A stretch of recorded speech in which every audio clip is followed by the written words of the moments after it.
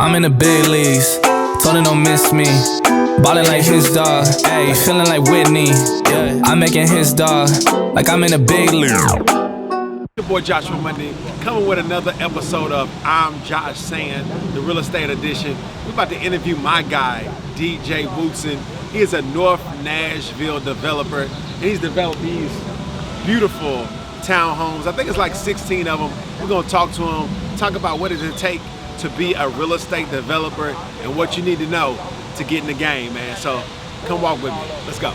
Let's take a tour. So this is the main living area. So you got the kitchen, you got sitting area, TV on the wall, and so it was very much designed to be for short-term rental, right? Not a lot of frills. We didn't dice up the cabinets or the fixtures because you know people are in and out. Yeah. They can tear up your stuff. So everything from the floors that we use to just the regular everyday fixtures. Okay. So like I said, 4 bedrooms. Here's one. Lighting area.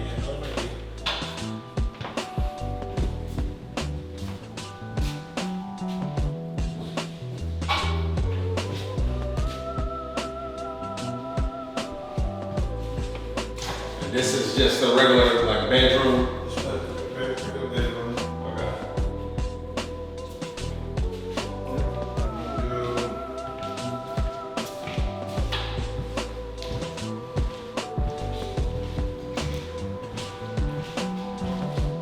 So a little balcony.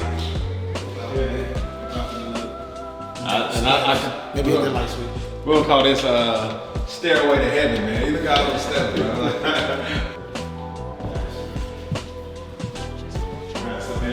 All the rooms are really nice size too. Get any bad.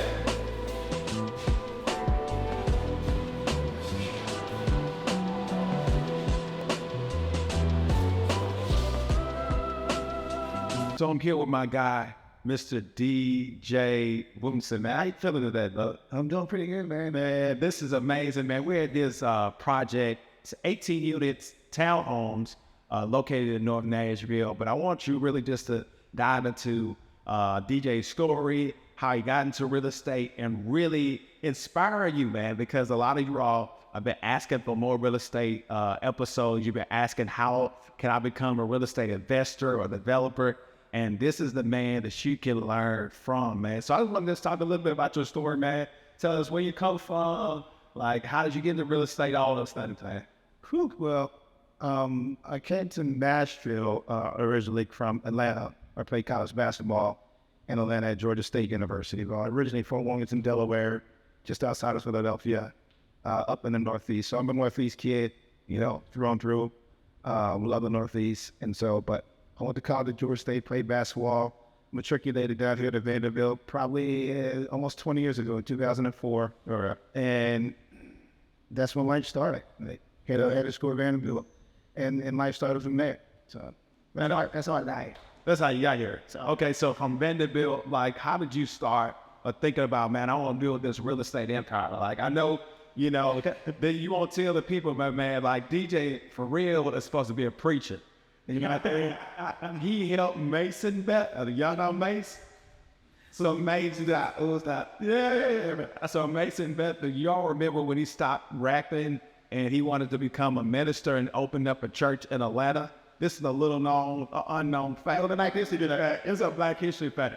DJ helped him open up the church, man. So he was really supposed to be a preacher, man. What happened to that, bro? Like, I don't know if I was supposed to be a preacher. That's just, it's just where I was in life. And so, yeah, we started the church in Atlanta. Yeah. The Mace, and I was in the right hand. So you was his armor bearer. I was armor bearer. I was all around right here. And that's just kind of like, you know, where I was in life, and met him when I was in college and playing basketball, going through some stuff, and had some transition. Then I started studying religion, and I finished my undergrad at a school across town. Yeah. And got my undergrad degree in religion and New Testament studies and all that kind of stuff. And then matriculated in Vanderbilt, the grad school here. Now a master's in divinity and religion. So I wouldn't say that I was, you know, I wanted to just be a preacher. Yeah.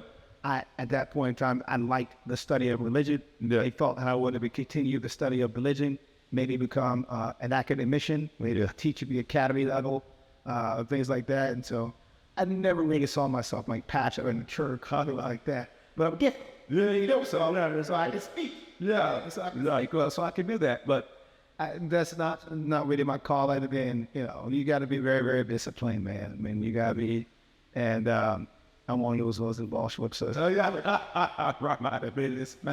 I'm knowing, but that's So that's a part of the story. part of the story. So we graduated Bandit Mill, but like, how did you start to really have vision? I really want to lean in on vision because the area which we're in is called Northern Nashville. And about 2012, 2013, 2014, it really started to increase in traffic. More doors started to be built. It started to clean up a little bit. North Nashville was a rough area of town. And every area of town was rough. And then gentrification started to happen. People that were living in the suburbs decided like, yo, I could live right there is downtown. And it started in East Nashville, started in West Nashville, went to South Nashville. And I always say North Nashville is like the last of the Mohicans. But you had a vision for this area. And what was this?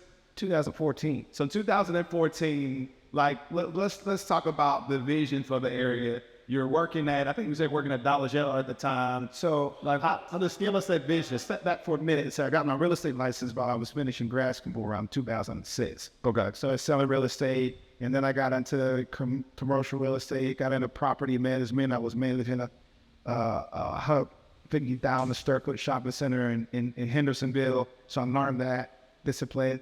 And then I went to work for Dollar General in their real estate department. And so I really, really learned a lot about development because I managed the stores that we relocated at Dollar General. So I had to work with the developers who developed new stores. So I learned that language around development as well. And then I left the corporate office and went to work store. I was a store manager on Dickinson Road for 2 years. Yeah. And you know where Dickinson Road is. Oh, yeah. And so I inherited that store. They had $200,000 worth of that every year. And the year I got it was $105,000 worth of what they call shrink, because your inventory shrinking because of that. And about halfway through, I was like, I gotta make a plan to get out of here. Dollar General was not keeping their promises on what they said they would do with me in terms of district manager and things like that. And so they were keeping their promises. So I made a plan, and I remember halfway through the journey, my work pants ended up a pea-sized hole in my work pants, and I was like, I will find something else to do and leave Dollar General before I buy another pair of work pants. And I watched that pea-sized hole turn into a manhole in my pants, and it got bigger, bigger, bigger. By the time I left, it was all the way up my thigh. Right. I still think I got this pants somewhere. I always wanted to keep it as a memento because I remember that point in time in my life, and I remember what was going on, and I remember what I told myself. Mm-hmm. And I think those are always important parts of the journey. You have to remember what you tell yourself. Right. Remember what you tell yourself that you want to do, that you want to be, that you want to accomplish, so you can remind yourself and see some of those things through. Mm-hmm. And so I remember what I told myself, and I can't those pants. I think I still got them somewhere at the house. So I leave Dollar General. I put together a plan to develop stores. I get with these guys, and a month and a half in 2014, they kicked me up the bathroom. And totally, hey, when we didn't finish signing on the paperwork, watch out for your paperwork. Paperwork is important in business. And so I was opportunity-less and met a guy who I knew, was familiar with, and gave him my pitch on what I wanted to do, what I wanted to be. And he said, I think you can, be one of the best to do it, and I want to be on board. And invested in me, believed in me. And that was 2014, and here we are. Come on, man. So, and that's the thing about, like, really your dreams and what you have and your visions is, like, you have to share your vision. A lot of people say, man, you need to move in salads and all this other stuff. Man, people that say you need to move in salads are already $100 million. So, listen, move in salads.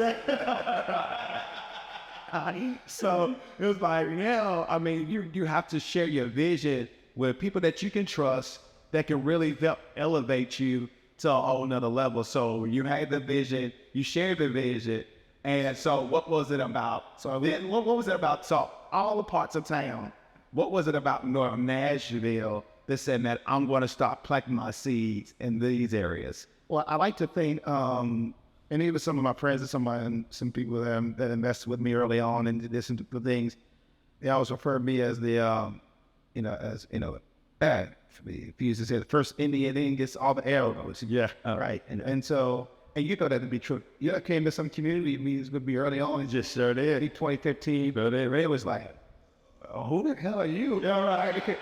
We used to go to those community events. So I tell them I want to do this, and they was like, "You ain't know what a pawn." Let me in with this. Let me a pawn. And I was like, "No, I bring this money. This is my project. They got my name on it." Yeah. And so I went to that meeting with the guy in 2014, and I printed a notebook. I printed out pages and have business plans in there. I think I went to mybusinessplan.com. Yeah. I've told people that before. Mybusinessplan.com helped me put together this real estate plan that I was thinking about. And I took it to him on the cover sheet. I called it the 2020 initiative. And the idea was that if I can get these, 5 different assets in the next year or two, that we would have business in 2020. And this was back in 2024. And so I was trying to foreshadow what I saw and the opportunities that I thought we could take advantage of, and how we could do this one at this time, this one at that time, and got all 5 of the opportunities here in North Nashville. And so how I got to North Nashville, you asked that question, how I got to North Nashville is, I was looking at the pie shape, pie shape of Nashville. Now I saw, let's say you started Germantown, but you start to come down Germantown, you got downtown, and you got 8th Avenue or 12 South, or you start to come on around by Belmont and Vanderbilt, West Nashville, you get into the Nations, and you see yourself to go around the city like this, and come up, through West Nashville, come up to the Nations, and you stop. So between the Nations and Germantown is this pie-shaped section called North Nashville. Yeah. And nobody was focusing their efforts. North Nashville. Yeah. And it was kind of a no-brainer to me, because the idea for me was, I say, well, if you look at West End, and you look at Jefferson Street, in the general area, you got 3 colleges and 1 hospital. Yeah.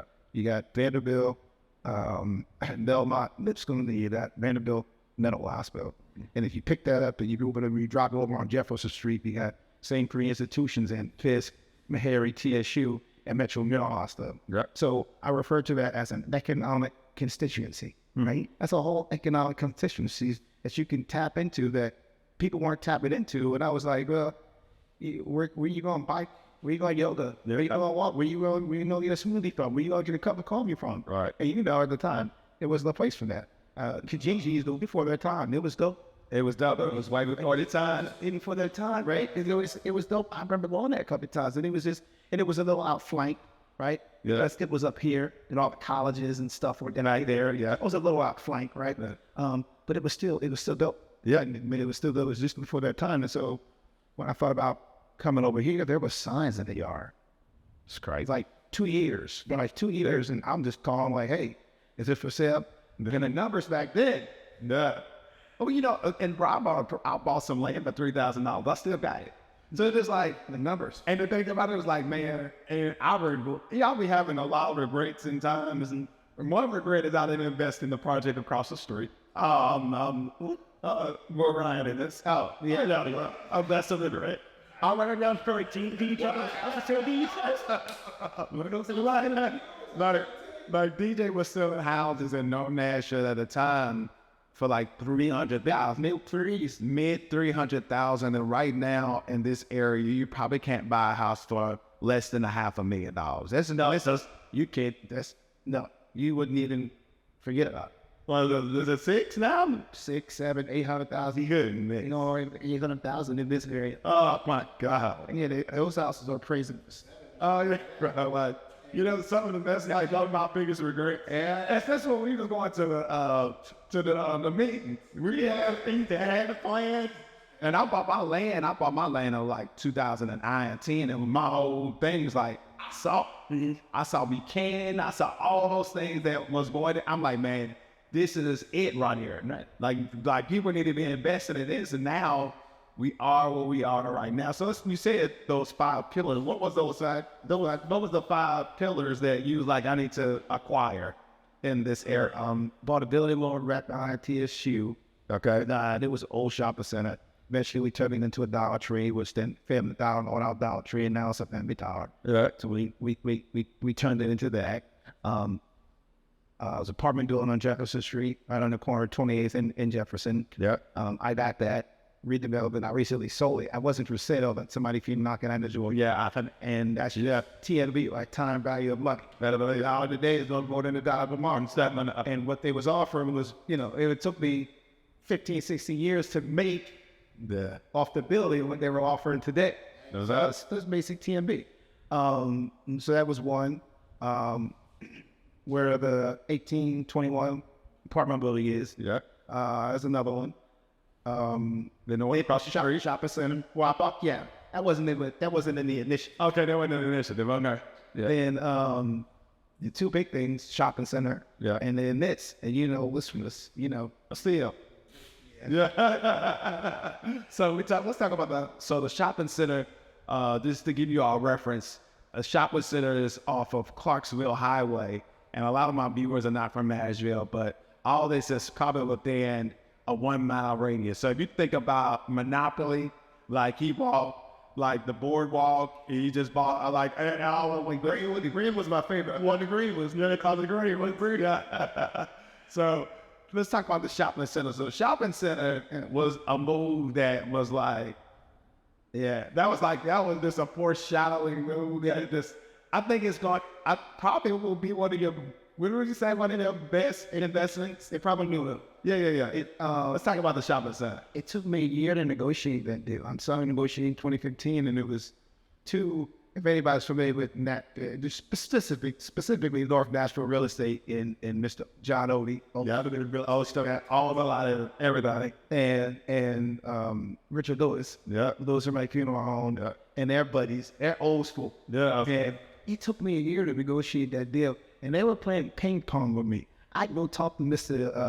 Odie, and he'd say, man, I'll do it for this. If you tell Richard, if you really want to buy, I'll do it for this. And I go to Mr. Lewis, he said, John, we said that?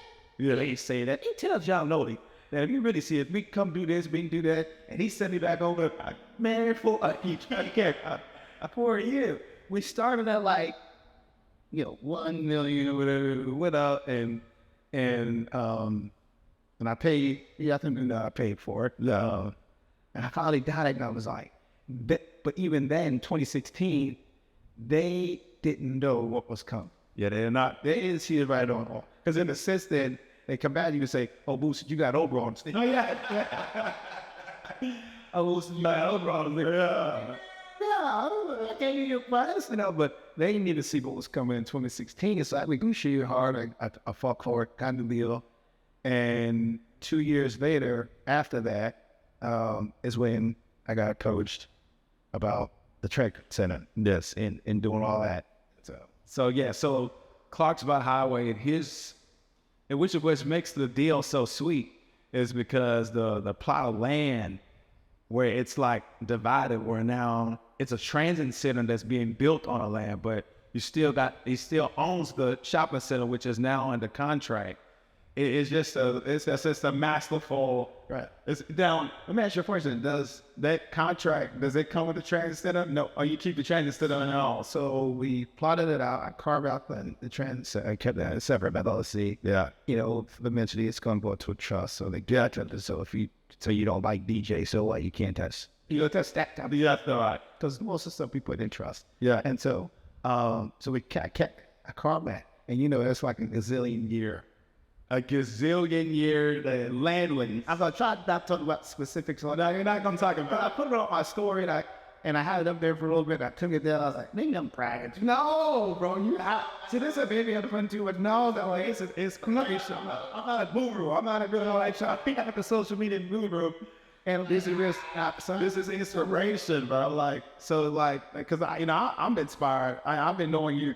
So I've seen the moves, right? I've seen the transition, and I've seen the ups, I've seen the downs, I've seen it all. And it's just inspirational to see now that you've made the right moves that's going to set you up for lifetime. Kids, it's kids move.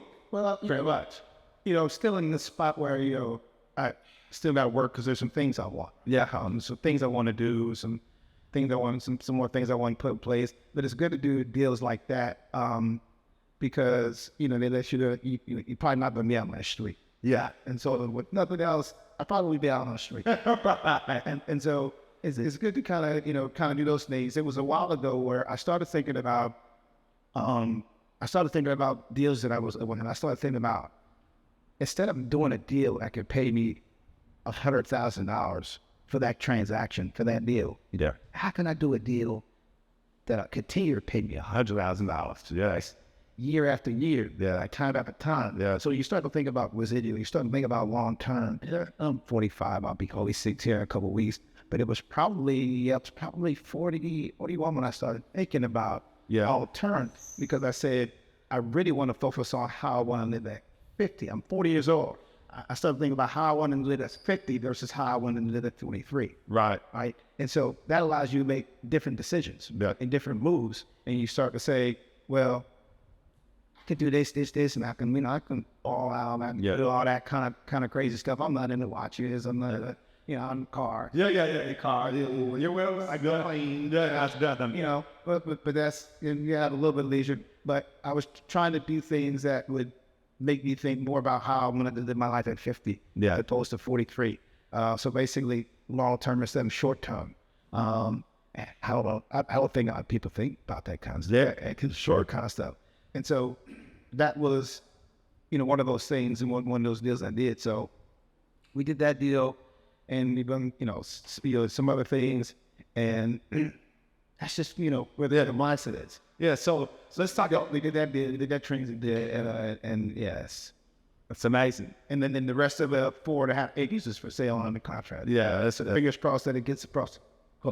Yeah. That's awesome, bro. So let's talk about, man, I know a lot of people are interested in becoming either real estate investors, real estate developers. I know you've seen the fix and flip. I know a lot of people get into wholesaling. I mean, it's a lot going on in the real estate market. And as well as there's a lot of changes going on because the interest rates are up. Things are not selling as fast as they was. So everybody was trying to become real estate agents because it was easy to sell houses. Now the game is changing, so you have to work a lot harder to sell a house.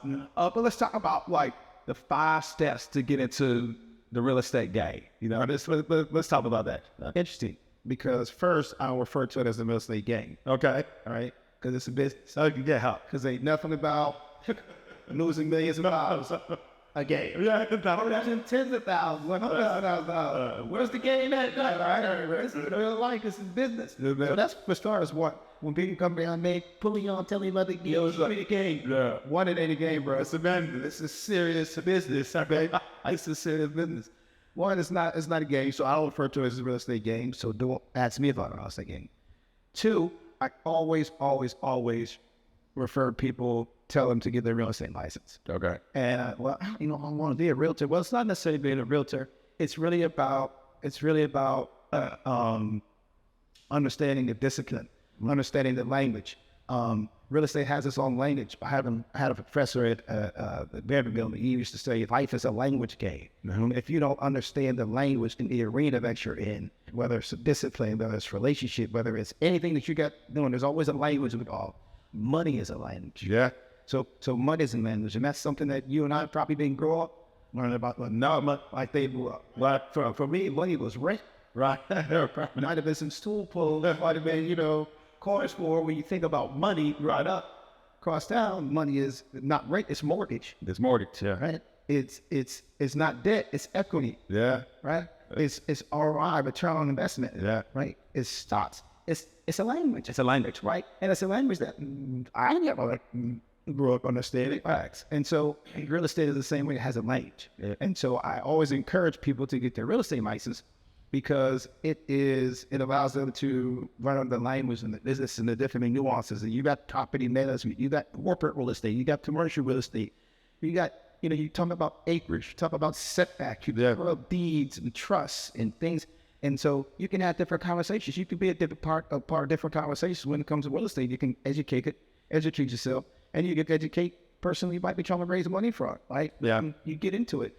That's one reason. Another reason I encourage that is, if you're ever involved in a real estate deal, you can earn a commission. Yeah. You can pay yourself. Where you can get paid could be a part of the deal. So that's really something that I really encourage people to do. And you also have to try to find a way to see it. Yeah.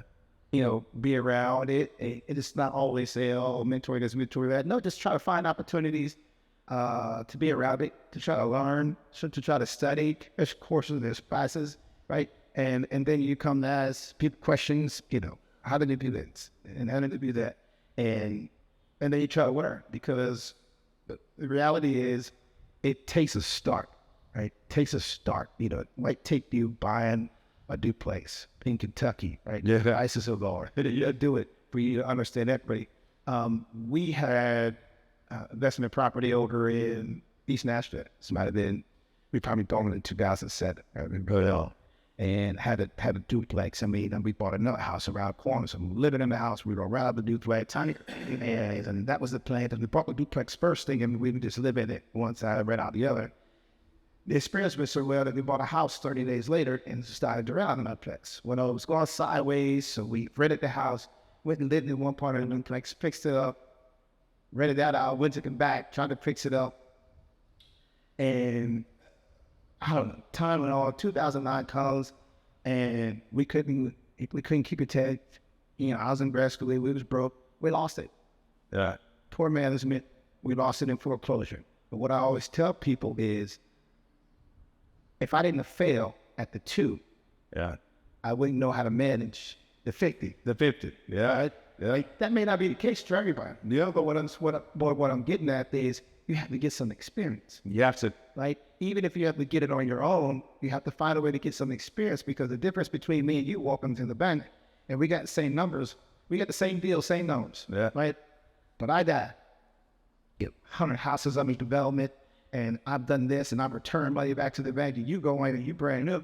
Who they lending the money to? It's you all day long. Because I said, And the thing about it is that here's the difference too. They ain't looking for all the stuff they're looking for really. Like, I need tax returns and this and that. And they asked for, but they asked for it differently. I mean, I probably have. yeah. No, the problem is that, sorry about that. Sorry, didn't you? I probably had 500 and some credit score. Yeah. Doing some of this stuff a few years ago.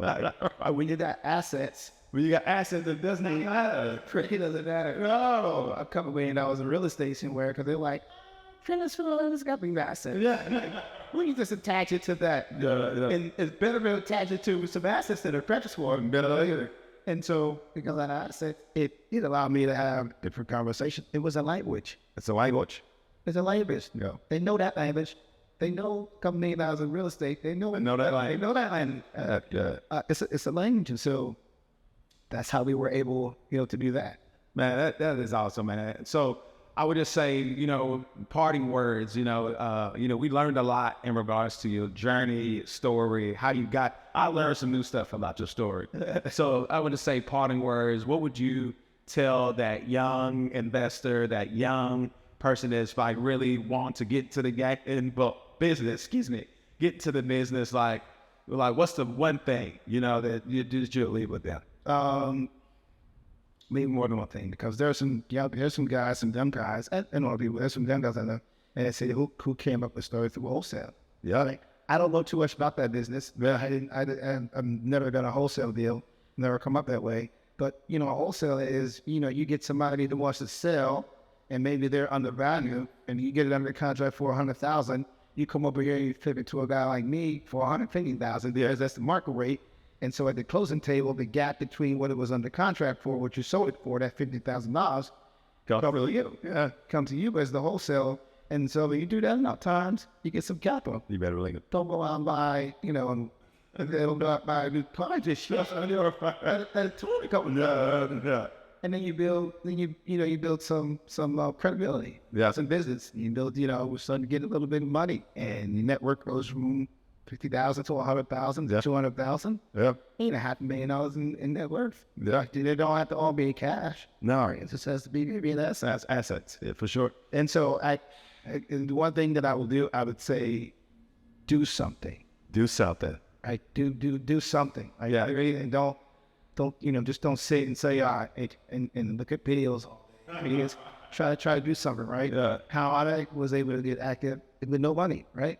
I was putting deals together. I would say, okay, well, here I can put this deal together. Here's the builder. Here's the investor. I will go in between. So in my first couple of deals, I would be the developer. And so I find a deal. I can say, here, builder, let's work with this developer. Let's work with this investor. They have the money. So I would get paid for buying the land because I was a broker. I would get a development fee, right? Then for the development project, then I would, get maybe 20, 30% of the deal because I found it. So on the back end and sold, I would get paid. And I would put in the contract because I'm a broker, real estate broker. I would put in the contract that my company needs to sell it. Okay. Yeah. So that I would sell it. Yeah. So I was getting paid 4 different ways on the deal with no money. Yeah. You did that enough times, you start to build, you start to build some stuff, right? There's so many different ways to make money.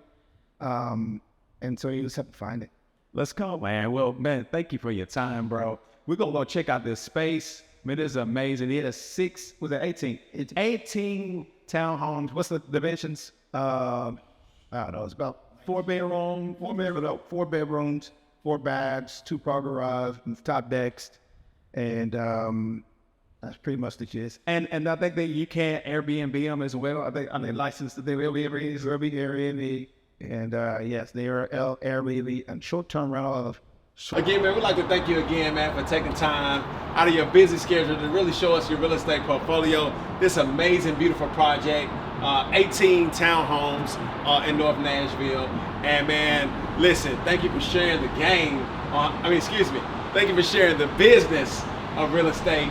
And if y'all have any questions, comments about this episode, you have questions about real estate investments, questions about really how to get into real estate, you can leave the comments below and we'll be sure to answer those. DJ will be answering those as well as we may go live. So thank you for your time again. We out. Peace.